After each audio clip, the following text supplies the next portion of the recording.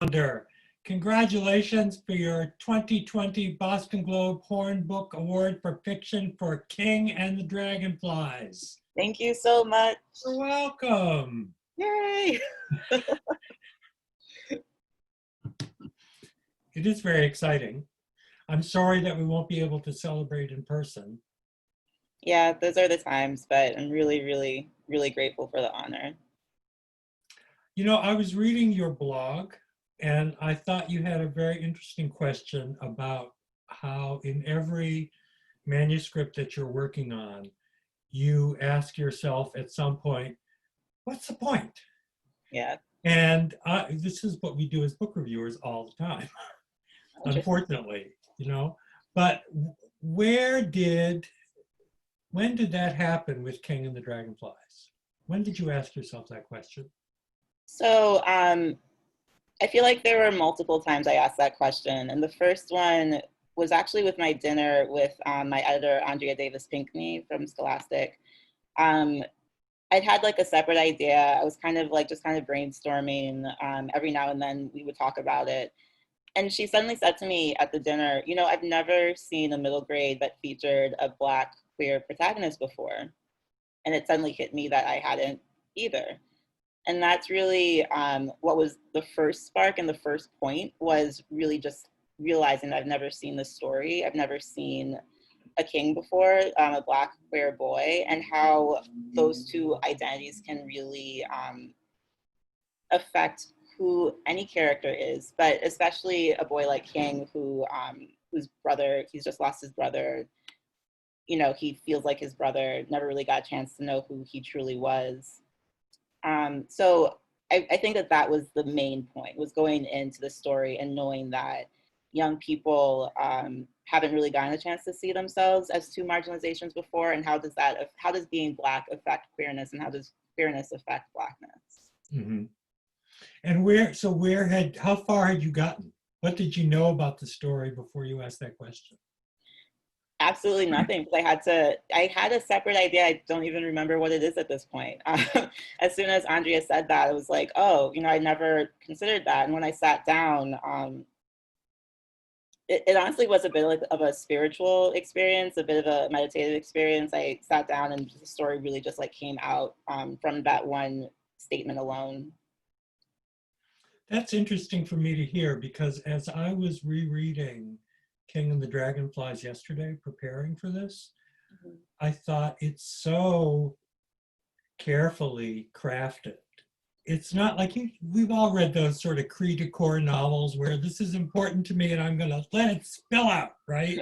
Yeah. And you do have important themes in your novel, but the storytelling all by itself, like, you know, at one point when they find Sandy, I'm like, wait, I thought that was going to be at the end of the story. So what's going to happen next? But you always managed to keep sort of not turning the screw so much, but like making me think about another part of the story that you had planted at the beginning that now you're going to develop. Mm-hmm. It felt very consciously crafted to me. Do you work that way? I try to. For this one, I think that it was the perfect storm of studying craft separately, but allowing that to come out subconsciously.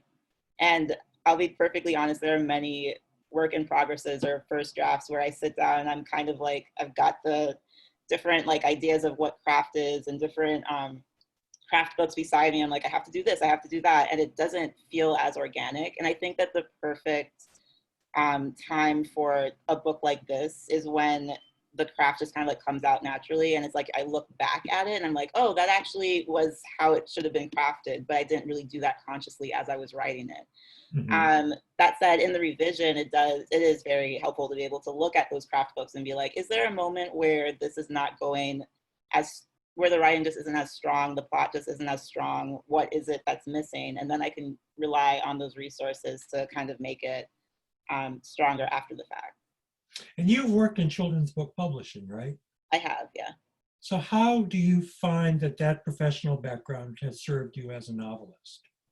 I think that it made me, you know, there are different things. For editorial, I think that it did basically make me very conscious of how much, even as a writer, I still have to grow and how much more craft there is to learn. Um, and how I kind of rely so much on editors. I don't know, I feel like I just basically don't ever want to be complacent. Like I continue to want to learn as much as possible. And I don't always have the luxury as a writer to be able to take an emotional step back and edit my work as I would another person's work. I don't really have the ability to be able to do that because I'm so emotionally invested in my writing. So it basically just made me realize editors are always necessary. Right, because you had that professional background coming in, Mhm. you could know your own lack of objectivity in the way another writer who didn't have that background might not. Exactly. Exactly. You know, I'm amazed just at the presence of gay boys in a middle grade novel. You know, I remember the first time I even saw a middle grade novel that had a gay parent in it. That Mhm. was 25 years ago, more than 25 years ago, and that was considered daring. Mhm. And now to see queer protagonists in books for young people is amazing to me. You know, I don't know how that happened, and I don't know how well versed you are in sort of the treatment of queerness throughout children's literature, like back in the 1970s, which is really when it all kind of began in young adult novels. Mhm. Um, but do you feel like you're part of a history there? Oh, that's a powerful question. I hope so, but I also don't want to be the only one. I don't want to be like, this is the one queer boy protagonist that we've seen in middle grade. There needs to be more. I think I more hope that this can open the doors to more so that it doesn't feel like history. It doesn't feel like a past trend. It feels like it's the norm. It feels like this is something that can be expected. Mhm. Do you know Jackie Woodson's House You Pass on the Way? Hmm. Because Hmm. that was another young one, and it for the younger end. Hmm. And it seemed to me that it also addressed that you haven't quite figured everything out yet. Hmm. You know, as a young gay kid, King is not like, I'm gay, I'm proud, I'm done, rock the world, you know, that he still is not completely clear about who he's going to be. Hmm. And I thought that you captured that really well. Thank you. I mean, that's my own experience. I feel like that's a lot of people's experience to this day. Sorry to get personal, I guess, but to this day, I actually still don't even know what my own identity is. I say queer as kind of like an umbrella term because I feel comfortable with that. And I feel like it's important throughout. I feel like it's just realistic. I don't think anyone ever has like that firm moment of I definitely know what my identity is and it's never changing again for the rest of my life. I feel like it's so fluid that that should be a story that we see more of. Mhm. That people do continue to. I mean, I voted Republican the first time I voted. Oh boy. So people do change and people do grow. People change, yeah. So where do you think you'll go next?